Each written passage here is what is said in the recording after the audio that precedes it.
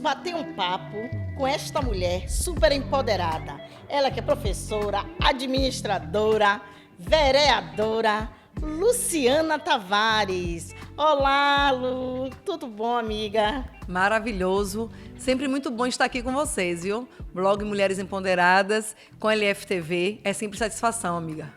É isso aí. E nesse bate-papo hoje com Luciana Tavares, o tema principal não podia ser diferente, né? Júlio das Pretas. Mas antes disso, Lu, eu queria que você falasse um pouco quem é Luciana Tavares, a trajetória de Luciana Tavares, principalmente aqui no município de Lauro de Freitas. Para recuperar, né, amiga? Um certo podcast que a gente teve esses dias aí e quase não consegui falar sobre isso. Falando do tema de mulheres, o Júlio das Pretas, mas sobre mim, né? Sobre como é que a gente está hoje nessa trajetória de cidade, de vida social. A gente não nasce na política, né? A política é um processo. Eu costumo dizer que a política nos escolhe. Mas eu comecei, na verdade, sentindo essa vontade de reivindicar, de representar, desde a época de escola, né? Desde o Fundamental 1, 2, já me sentia como um ser de representatividade, né? Eu era chamada de líder de turma, na maioria das vezes eu fui líder de turma, chamada de advogada na escola, a advogada Luciana Tavares, e ainda no quarto, quinto ano. E depois disso, me remeteu o papel de minha mãe. Então, o grande modelo de vida para mim sempre foi a minha mãe. Então, assim, o modelo do matriarcado, né? Uma matriarca foi que me inspirou. E minha mãe tem também um retrato da sua mãe, que é a minha avó Carmelita, que ainda é, né? Uma grande mulher, lutadora. Hoje já está aí no 5º AVC, de tão lutadora que é, mas está conosco. E minha avó também é uma mulher trabalhadora, guerreira.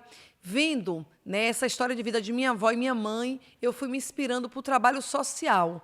Minha mãe é uma técnica de enfermagem, também fez magistério, né, mas atuou já como técnica de enfermagem e desenvolvia um trabalho na sociedade, né, no serviço público, só que esse trabalho nunca estava ali completado, nunca se encerrava, sempre dava continuidade na minha casa, e eu cresci vendo isso.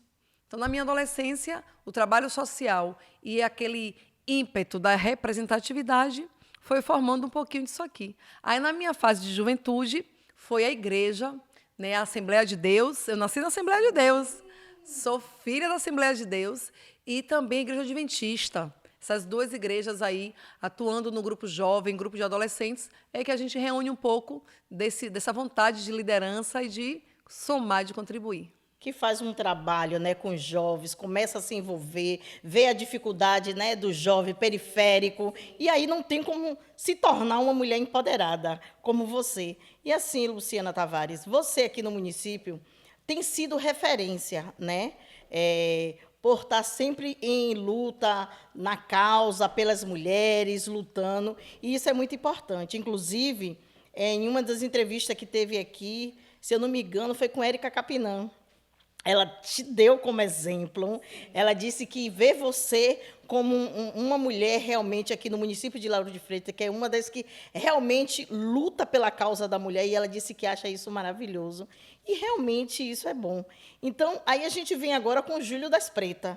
E aí eu queria que você me falasse como surgiu o Júlio das Pretas e qual o objetivo realmente.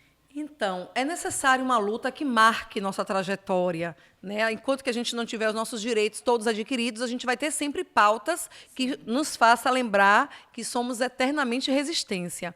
Eu quero deixar também um abraço para a Érica Capinã. É uma mulher também que me inspira. E, na verdade, a luta em prol, né, da mulher, ela não nasce solta. Quando a gente se enxerga quanto ser, né, quando a gente se vê na sociedade enquanto ser, se pergunta, né? Eu vim de uma família, eu pertenço ao quê? Como é que é essa trajetória? Alguém precisa parar e fazer essa reflexão. Então, por que lutar por mulheres? Eu comecei a me ver como uma mulher feminista quando eu vi que eu tinha uma mãe, que eu tinha irmãos, né? Que eu faço parte de uma sociedade e que eu não estava solta naquele negócio. Então, eu percebia que desde a época da infância nossa, a gente percebe a divisão do trabalho. né? Os meninos ficam mais tempo na rua, brincando de gude, empinando pipa e futebol. E as meninas mais tempo dentro de casa, dividindo o trabalho doméstico com a mãe. É importante a divisão do trabalho. Só que a minha formação já era feita assim. A gente saía para brincar e as meninas eram sempre o número menor brincando. E os meninos sempre o número maior na rua.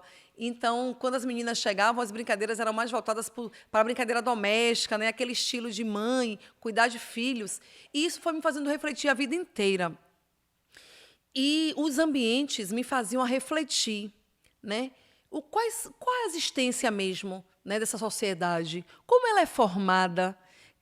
Quando a gente percebe o número de rapazes e homens que adentram o espaço, né, de trabalho, as oportunidades, ao próprio esporte, a cultura, a arte, a educação.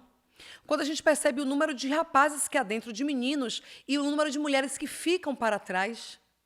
O número de meninas que não conseguem ir para a faculdade porque engravidam, né? Ou outras porque o trabalho, né? A mãe solteira, muitas vezes, a menina mesmo jovem, que dentro de casa a opção é sempre o menino que teve facilidade em áreas, por exemplo, de exatas, e por aí vai.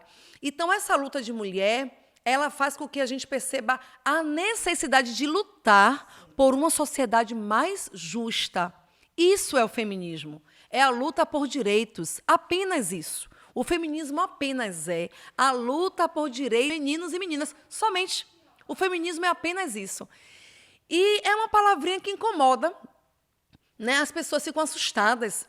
Na minha opinião, no meu ponto de vista, quem se assusta com essa palavra é porque é opressor. E se vacilar, opressora. Eu espero que não tenham mulheres, né, que tenham medo dessa palavra. Mas se tiver, amiga, é porque são pessoas que oprimem o outro. Porque o feminismo, ele te dá uma zona de luta, né, de resistência em uma batalha que é apenas o direito de uma classe. E o feminismo é uma luta de classe. E aí, a luta por direito dessas mulheres. Só que a luta pelo feminismo nasce na Europa. E ela nasce com mulheres brancas, com mulheres de classe média, né? Não são todas as mulheres que naquele momento estavam incluídas. Não eram todas, né? Então, a mulher de classe média foi a primeira mulher que teve acesso à arte, né, à cultura, à educação, ao próprio sufrágio. O direito do voto só foi dado à mulher casada. E as mulheres casadas eram mulheres de classe média.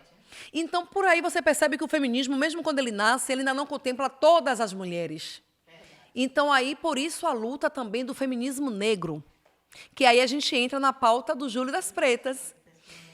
Que o Júlio das Pretas, ele também, no Brasil, se consolida no dia 25 de julho, porque é uma alusão a Teresa de Benguela, uma grande mulher do Mato Grosso do Sul, que guerreou, a mulher quilombola, que foi morta, né, guerreando, lutando, em 1770, mais ou menos, na década de 70. 770. Então, 1770. Olha a nossa história.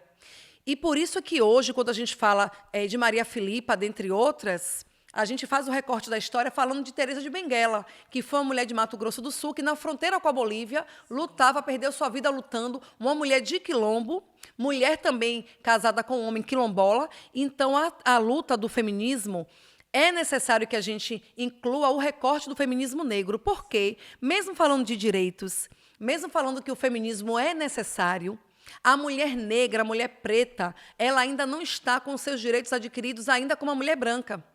Então, o Júlio das Pretas é uma lei que tem no Brasil, que a gente comemora a mulher preta no dia 25 de julho. Porém, todo mundo para comemorar o Júlio das Pretas, para além do 25. O 25 é a data do Brasil, uma data nossa, de mulher brasileira. Nossa. Só que o 31 de julho é uma data que remete à mulher afro, latina, americana e caribenha. E que eu acho que eu falo mais de julho todo, além do 25, porque a luta que a gente faz hoje é convidando as mulheres brancas, as mulheres carimbenhas, as latinas, as americanas, eu convido a todas para essa luta. Na verdade, eu convido os homens, né, amiga? Quando eu falo do feminismo, eu sempre digo que os homens precisam fazer a luta do feminismo, né? Não existe... a gente só vai chegar na vitória, na conquista dessa sociedade digna, plural, respeitada quando os homens entenderem o que é o feminismo e quando passarem a fazer essa luta. Exemplo aqui na comunicação, que eu não vou dar spoiler, vou deixar para frente quando você quiser que a gente fale sobre a comunicação, a importância da comunicação e da mídia para a sociedade, mas ele só será possível, essa conquista só será possível quando a gente incluir as mulheres na comunicação e na mídia, e na ciência, né? Em toda parte. Mas aí eu já vou aproveitar também e vou deixar uma deixa. Não vou falar o município, mas aí essa semana eu sofri assim, sabe, mesmo preconceito por ser mulher, e eu digo que é por ser mulher na educação, na comunicação, porque só tinha eu de mulher. Sim. Só homem, a única que estava lá era quem? Val, e a sua cinegrafista, que também é mulher agora, viu, amiga? Exatamente, mulheres preta. E aí, quando chegou lá, passa todo mundo, menos elas. Eu disse, não entendi. Não, porque aqui é só a comunicação. Eu digo, nós somos da comunicação. Porque assim, amiga, eu já sei, eu estou em outro município, então eu já fui com o meu crachazinho, já fui toda justamente para não estar passando por esse tipo de situação, mas assim, infelizmente, nós passamos, e é sobre isso.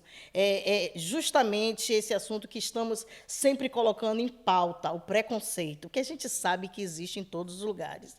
E aí, amiga, vem a pergunta que não pode assim se calar, é a seguinte: mesmo com tantos movimentos como estes, né, acontecendo, você acha que ainda o preconceito ele é predominante? Existem alguns comportamentos humanos que eles são dirigidos pelo capitalismo, né? E aí, qual é o interesse de que o machismo ele cresça, de que o racismo cresça? É do capital. O capital é o único interessado nisso. Então, quando é que a gente vai perceber que esse negócio vai acabar? Porque se a gente fizer uma análise da sociedade, a gente vai perceber que o racismo ele anda de mãos dadas com o machismo. Eles não conseguem se separar muito, não. Então, manter uma mulher fora da comunicação, existe um interesse nisso, né? Que a mulher saia desse centro de poder, porque comunicação é poder, né? A mídia é poder. Então, quando a gente percebe que existe um monopólio na mídia, a gente fala precisa democratizar a mídia, precisa ampliar isso. Por exemplo, no Brasil a gente tem problema. Quem tem televisão tem comunicação. Quem não tem televisão tem um grande problema. Ainda bem que a internet está aí, dando passos largos para a gente conseguir democratizar essa mídia. Então, se você fala que mídia é importante, é poder, mulher na mídia vai causar uma revolução. Então, o que puder afastar a mulher dessa comunicação é um grande interesse. Só que isso não nasce assim, né? À toa. Não é uma coisa que não tem fundamento. Quando a gente fala, por exemplo, do bicentenário, você vai falar sobre isso? Do bicentenário da nossa história? Então, você vai falar ou a gente já pode soltar aqui? História. Então, você vai falar ou a gente já pode soltar aqui? Não, a gente pode dar esse spoiler também, porque, assim, antes de entrar o nosso bate-papo, é o que a gente vai estar falando, né? Sobre a nossa cidade, pela primeira vez, recebendo o fogo simbólico. Gente, não é? 200 anos. Então, quantos anos a gente sabe que depois... a história do Brasil, ela não nos é contada como deveria ser, né? Todos os dias a gente fica tentando descobrir, de fato, quem somos, de onde viemos, né? De fato, nossas raízes, ancestralidade, e isso ainda não está contado como deveria. Até porque a quem interessa a história real? A quem interessa saber quem somos, quem é nosso antepassado, né? Então, isso não interessa a todo mundo, inclusive não interessa o capital. Lembrando sempre desse capital. A independência do Brasil, ela acontece em 1822. Ali, às margens do rio Ipiranga, em São Paulo, né, quando Dom Pedro ele consegue dar o grito, né, de liberdade. Naquele momento, os livros contam que a independência é dada no nosso território brasileiro. Só que hoje, mais do que nunca, está constatado que a independência do Brasil não acontece de fato ali. Porque quando fala de independência e todo o território não estava ainda livre, não tinha independência. Inclusive, as tropas portuguesas saem dali do centro da capital, de São Paulo, e adentram o Nordeste. Então, eles começam a se apossar do Nordeste, começam a tomar conta do Nordeste, inclusive da Bahia, né? Essa Bahia maravilhosa, com o recôncavo maravilhoso, com a capital, a própria periferia, a própria Barra, né? Então, aqui, na Bahia, as tropas portuguesas começam a se instalar mais fortemente. Então, quando a gente fala dessa questão do que é a nossa história, de onde viemos, como se dá essa história, né? Quem somos, que resistência é essa, que povo é esse? No ano de 1822, não existia liberdade para o povo brasileiro de fato e de direito. Quase um ano depois, aí o professor Gildásio Freitas, que eu quero deixar também uma grande saudação, que é o nosso grande historiador, tem falado sobre isso. Ele tem um cordel. Quem não gosta de leituras mais sérias, pode ler o cordel dele, que é simples, resumido, e dá para a gente aprender a história. E conta a história, por nossos historiadores que estudam isso cada dia, que em 1823, quase um ano depois, no mês de junho, porque começou mesmo a guerra, a batalha aqui na Bahia, em junho, né? Eles começam a invadir o convento, né, os conventos aqui, onde o nosso povo estava ali refugiados, né? Então, inclusive, naquela ocasião, a católica Joana Angélica, infelizmente, é a mulher que recebe, né, a tropa portuguesa, e ela nega a presença do nosso povo ali, e eles invadem, inclusive assassinam ela. Né? Então, ela já perde a vida ali. E eles começam a avançar em todo o centro, em toda a capital, invadem tudo, e o povo baiano, aí com apoio dos indígenas, dos ex-escravizados e alguns escravizados ainda, saem mulheres, inclusive, nessa luta. Invadem o Recôncavo, e quando vão para o Recôncavo, lutam ali no Recôncavo, Cachoeira, que foi tida como a primeira capital da Bahia.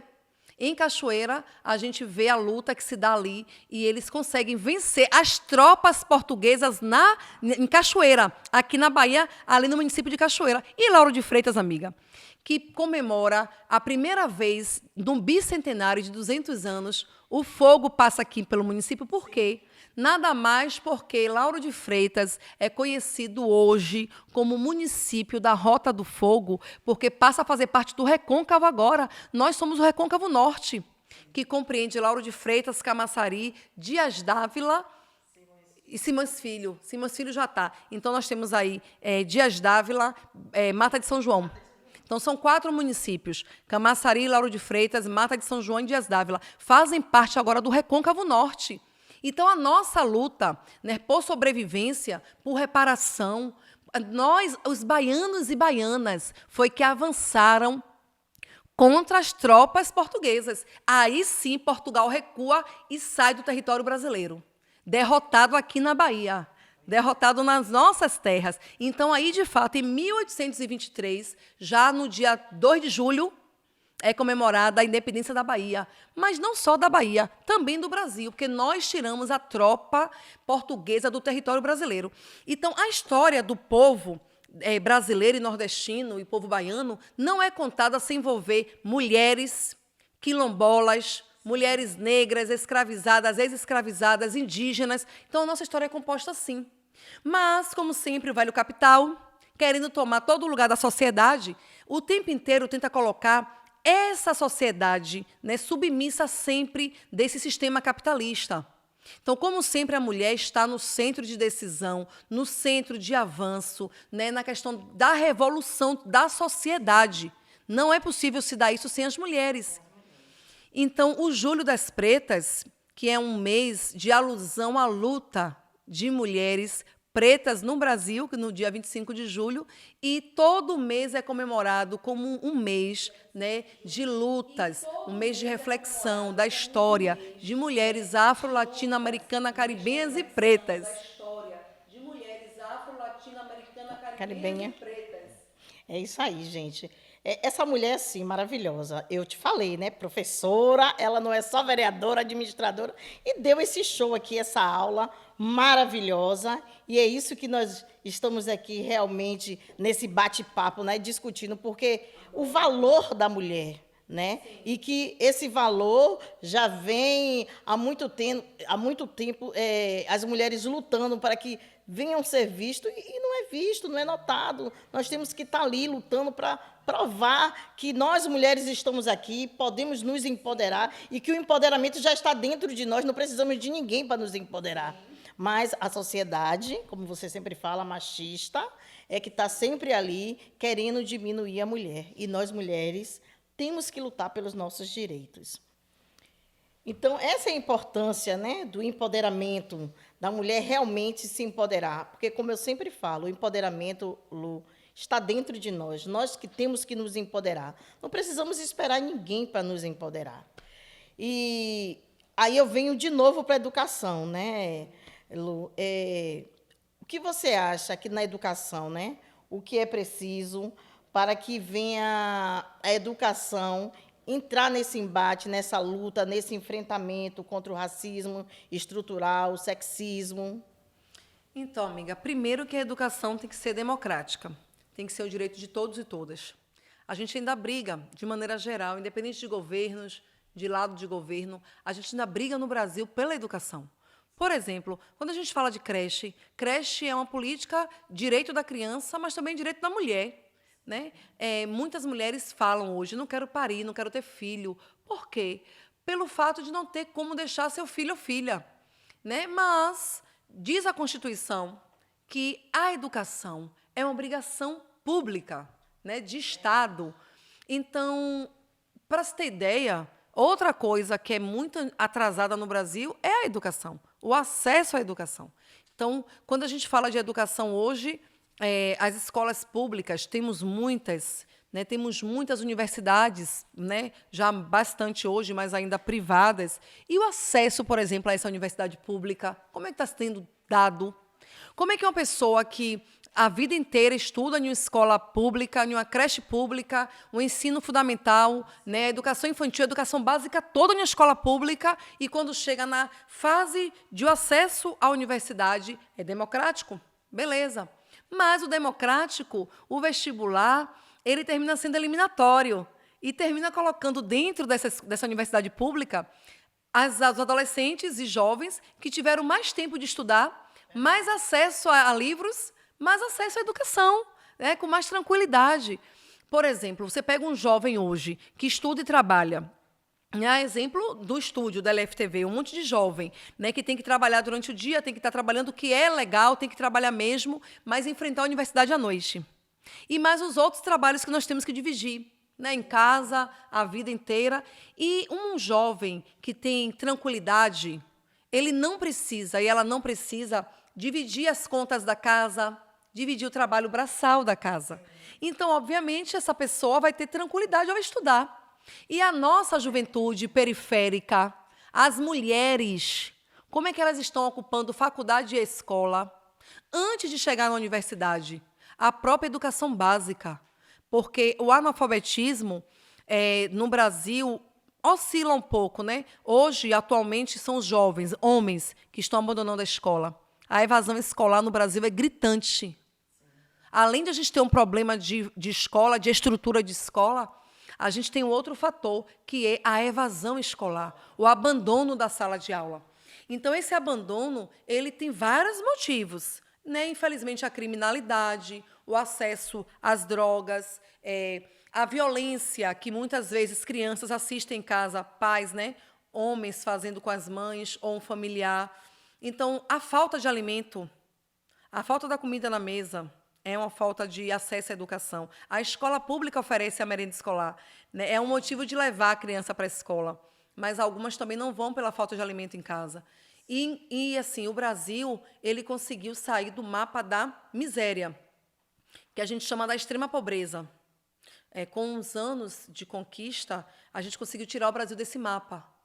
Por que isso? O que foi necessário aqui? Foi necessário programas sociais, né, que desse às pessoas a dignidade de, pelo menos, tomar café e sair para tentar o emprego. Então, isso aí aconteceu no Brasil. Mas, infelizmente, a gente teve uma decadência e, nos últimos anos, o Brasil, que tinha saído do mapa da extrema pobreza, voltou. E, com esse retorno da extrema pobreza, a gente tem também um problema do impacto na educação, na sala de aula. Outro fator foi a pandemia, né? 2 anos, né, de afastamento da escola física. Nossas crianças de escola pública tiveram dificuldade de acompanhar. Sim. Não somente pela falta de equipamento, mas pela falta dos pais e mães poderem acompanhar isso. Porque eu vi a dificuldade que foi uma educação online, à distância.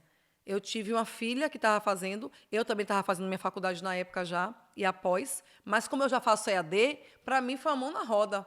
Mas para a Luara foi um parto. Para a Graciele, que era da escola pública, deixou de existir a educação naquele período, foi muito ruim. Tinha todo o planejamento, tinha tudo ali, mas ela não tinha quem acompanhasse ela, no caso de Graciele. Então, o prejuízo dela foi grande, né? Foram 2 anos perdidos da educação dela. Então, a gente percebe o quanto que a educação ela pode ser mais democratizada, trazer mais acesso para que a gente consiga ver o enfrentamento a esse racismo, né, que acontece, e também ao papel da mulher. As mulheres hoje, nós temos exemplos aqui de grandes mulheres que fazem parte da história do Brasil, mulheres cientistas negras, né, professoras de matemática, historiadoras. A gente tem, por exemplo, Bárbara Carini, a quem eu quero deixar um abraço aqui, que é chamada da intelectual diferentona. A bicha é mestra em tanta coisa. Eu já chamo ela de cientista. A criatura estuda tudo que você pode imaginar, inclusive a questão de raça. Ela tem uma escola. A escola dela é uma escola justamente formada para crianças negras. Ó, para você ter ideia, quando a gente fala de racismo, né? Desde a primeira infância, a escola dela é uma escola voltada... É Maria Felipa, o nome da escola. Né? Então, formada, inclusive... Quem é Maria Felipa? Que na história que eu trago do Bicentenário, Maria Felipa foi uma mulher ex-escravizada, quilombola, que lutou lá em Taparica, enfrentando as tropas portuguesas. E aí, Bárbara Carini, que é uma intelectual, mulher preta, dá o nome da escola dela, que ela tem com uma outra parceira, Maria Felipa, que é essa grande mulher com essa grande história aqui na Bahia. Então, a gente percebe que a educação ela tem que ser transformadora. A educação tem que reparar, né, as perdas que nós tivemos, as perdas sociais, né, as perdas que tivemos ao longo dessas trajetórias, né, da vida. Porque quando se grita, né, e se decide fazer uma lei de enfrentar a escravidão no Brasil, não se pensou onde ia colocar nosso povo, não, Val. Diz que não tem mais, dizem, né? Cria-se uma lei de não poder mais ter escravo no Brasil, escravo comprado. E para onde vai nosso povo? Sim. Quando os donos, né, donos de fazenda, tiveram que libertar o povo escravizado, não se pensou em uma casa para colocar o povo, não se pensou em emprego, não se pensou em trabalho, não se pensou em dignidade. Tanto que alguns ex-escravizados permaneceram nas mesmas fazendas, só que dizendo eles lá que sendo remunerados. Deus sabe como essa remuneração existia. Porém, o porquê que alguns, né, permitiram essa forma de negociar? Pela falta de ter para onde ir. Então, o problema ele é histórico no Brasil. E nós não escolhemos a escravidão.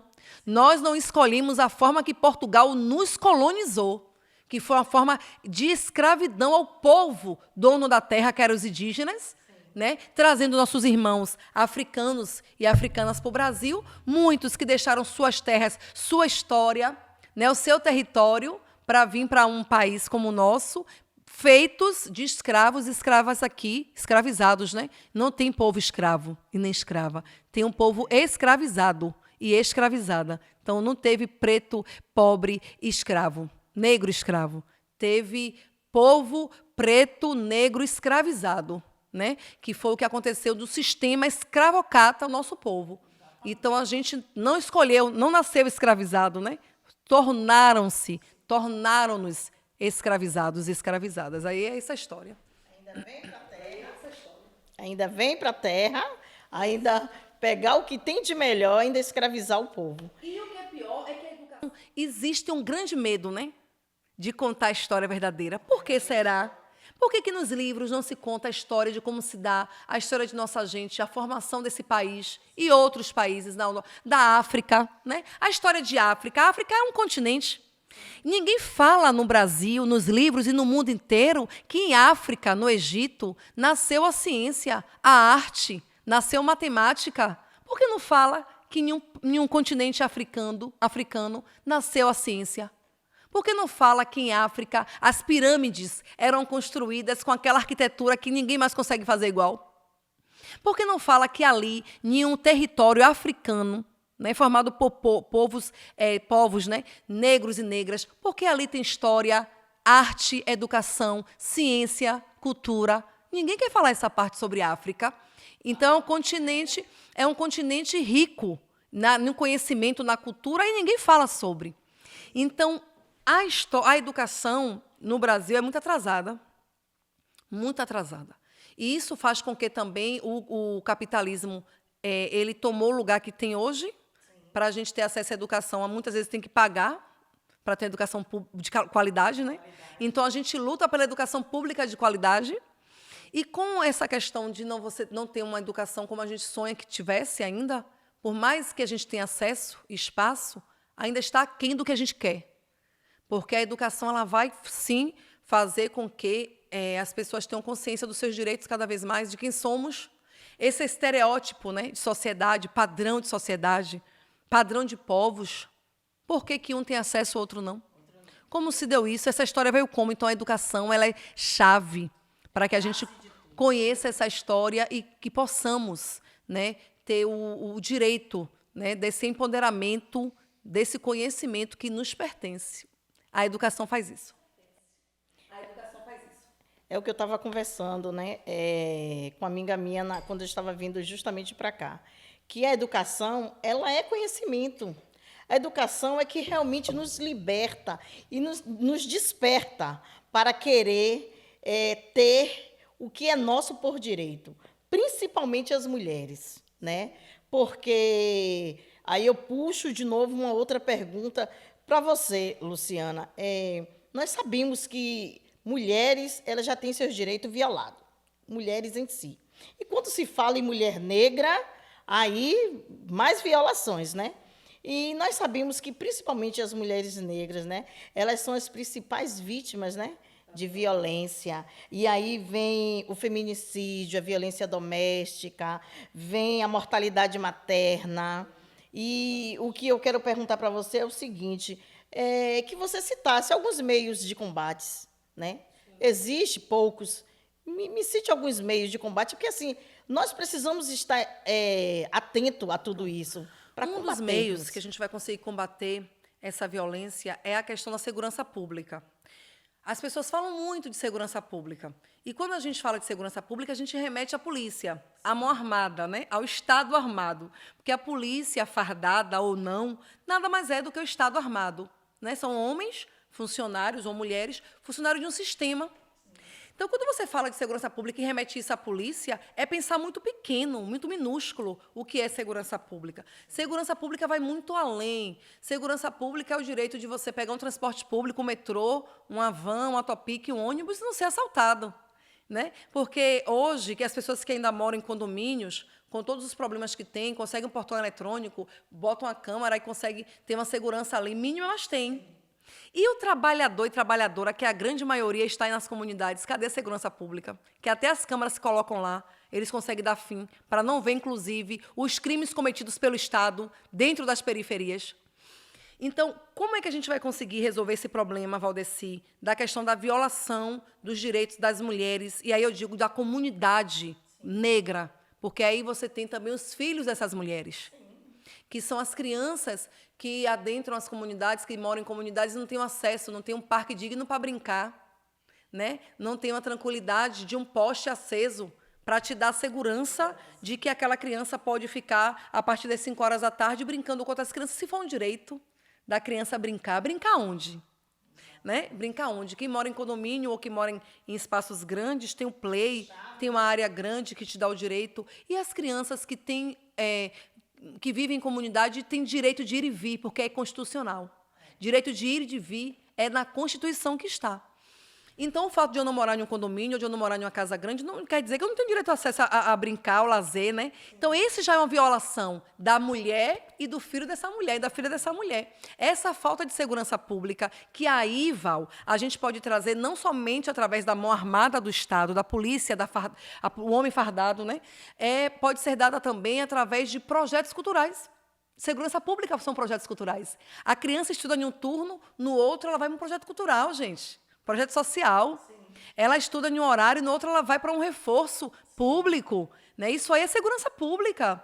Né? Então, segurança pública é você oferecer mais espaços à comunidade e mais alternativa de vida, aonde o jovem adolescente possa escolher a arte, a educação como aliado, não ter a vida parada, a cabeça ociosa. Quando um jovem vem da escola, um adolescente, faz o quê no turno oposto?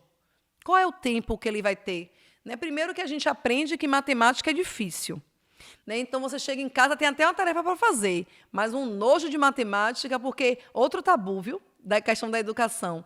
A gente aprende que a matemática e as exatas não são áreas legais, e a gente não quer ocupar. Então, a segurança pública, com reforço escolar, com espaços, com projetos, vai, inclusive, aguçar nos nossos meninos e meninas o direito ao estudo, inclusive pelas exatas, de estudar matemática, que é uma necessidade para serem cientistas políticos, cientistas do que quiserem. O Brasil se destaca, por exemplo, em vacinas. As mulheres, as cientistas, né, que conseguiram descobrir aí a vacina dessa nova Covid, aí, cada dia um negócio pior. Então, segurança pública não está apenas na questão da polícia e do Estado armado, mas que esteja em projetos, em amplitude da cultura, da própria escola funcionando bem, né, de ruas acesas, de teatro.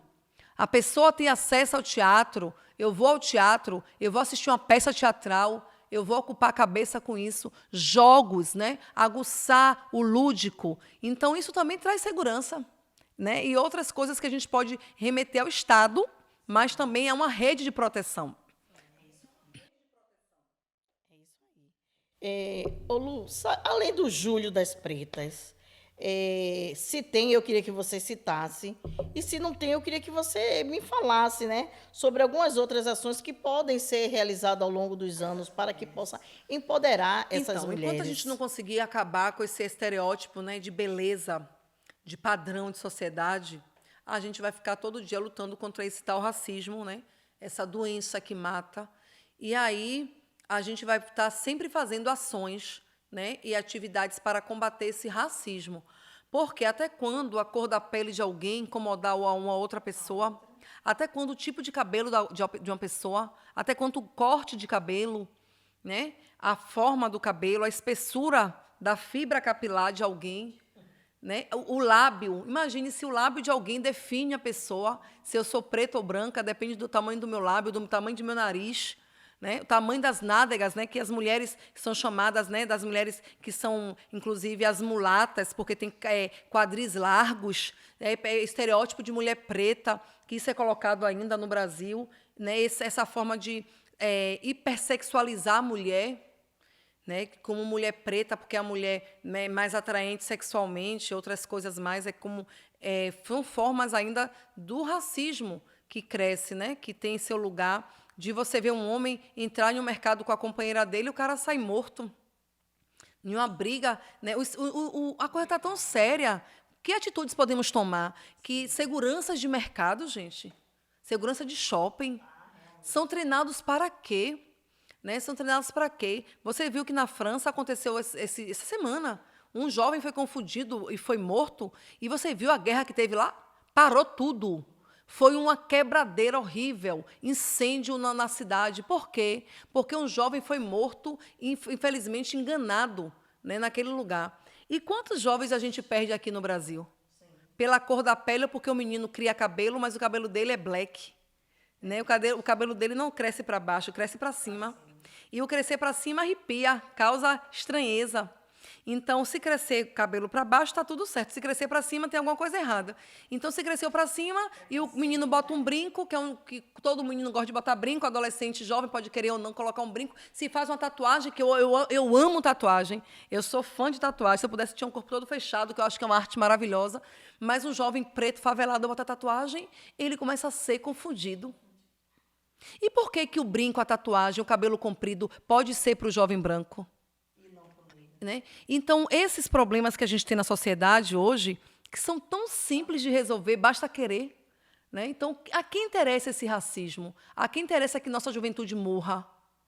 Né? As mulheres de comunidade, que são, na grande maioria, negras, não tenham acesso a essa educação, a essa vaga de emprego, né? A esse direito na sociedade. Por que nos separa? Ainda é o padrão de beleza? Ainda é a questão de como me apresento, qual é o meu perfil?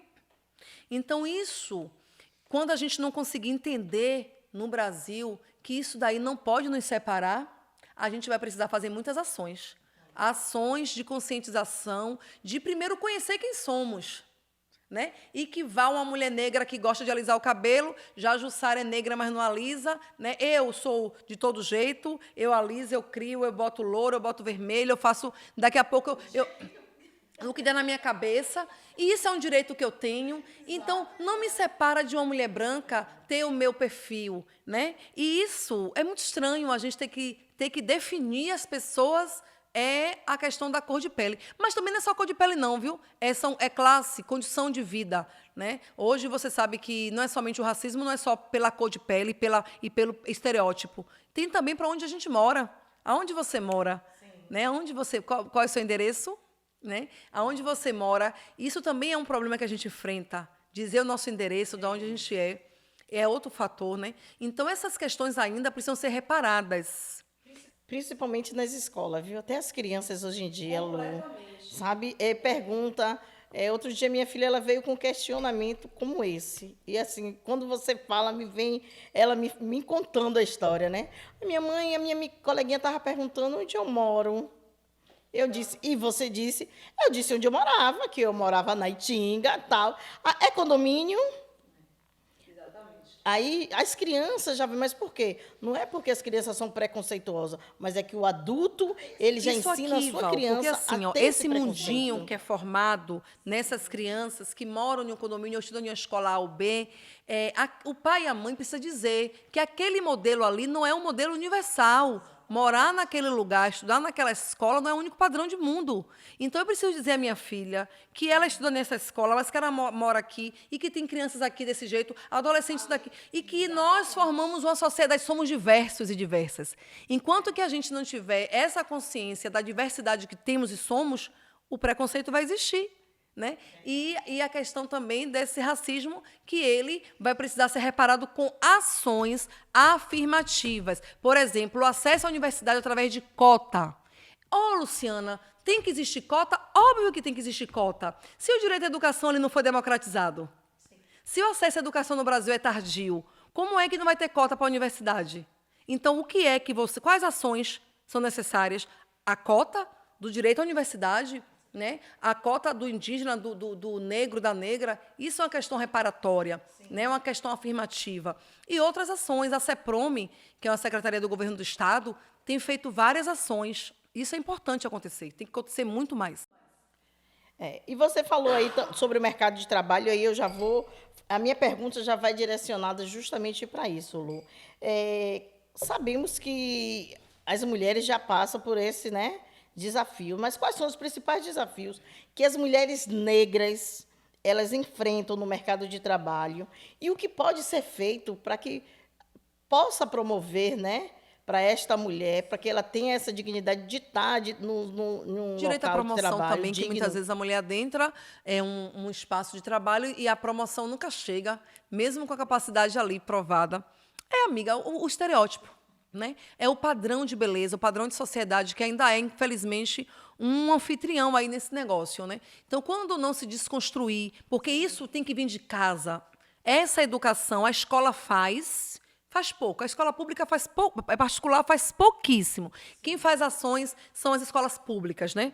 As escolas particulares fazem um negócio como se fosse uma obrigação, uma pautazinha, falar do racismo. Aí você pega um outdoor de uma escola particular, bota uma criança preta e o resto tudo branca, e a escola está cheia de menino preto. Porque hoje nós estamos conseguindo acessar espaços que o poder aquisitivo tem chegado e a gente coloca os nossos filhos onde a gente quer. Né? Um acesso à educação, quem pode pagar, coloca onde quer. É um direito nosso, mas ainda se tratam como se fosse um pingo preto ali no meio da multidão. E aí, você chega, por exemplo, vou dar um exemplo de um mercado. Né? Entram ali a equipe para trabalhar e vai ter linha de produção, vai ter os caixas, ali tem tudo, promotores, promotoras, produção não, que é fábrica, mas vendas no geral. E repositores, repositoras, e as mulheres têm uma capacidade tanto quanto homens. Né? E, às vezes, uma promoção chega para alguém que apresenta um padrão de beleza, nada a ver com a questão da intelectualidade. Então, acho que nosso problema principal no Brasil hoje e no mundo é entender que as pessoas são mais importantes do que a questão do racismo que está aí entranhado na pele, né, na personalidade, no caráter. O que Vinícius passa no futebol e outros jogadores brasileiros, os caras botam para quebrar, são craque no futebol. Aí, quando chega na Europa, os meninos são vaiados, são agredidos, porque são brasileiros e são negros, comparam com macacos. Que loucura é essa, gente? Então, assim, o que define? O cara joga bola. O cara é um craque do futebol. E isso aí causa o quê? Um transtorno na cabeça dos caras, que ficam preocupados porque os caras são bons. E aí, para atingir a honra, para atingir a questão da saúde mental do cara, chama o cara de macaco. Isso tem cabimento? Então, assim, não é sobre o Brasil apenas, é sobre, principalmente, outros países aí fora. Os filhos de Bruno Gagliasso, ele tem um casal de filhos adotados, né? Um menino e uma menina. A mãe virou um bicho, porque chegou em um local, em Portugal, e uma mulher, olha, não sabia do que se tratava, não sabia que se tratava de um casal riquíssimo do Brasil, e uma mulher portuguesa olha para as crianças pretas e faz uma cena de deboche das crianças, né? Perguntou de quem eram filhos, porque estavam em um resort muito caro, em um espaço, um restaurante muito caro.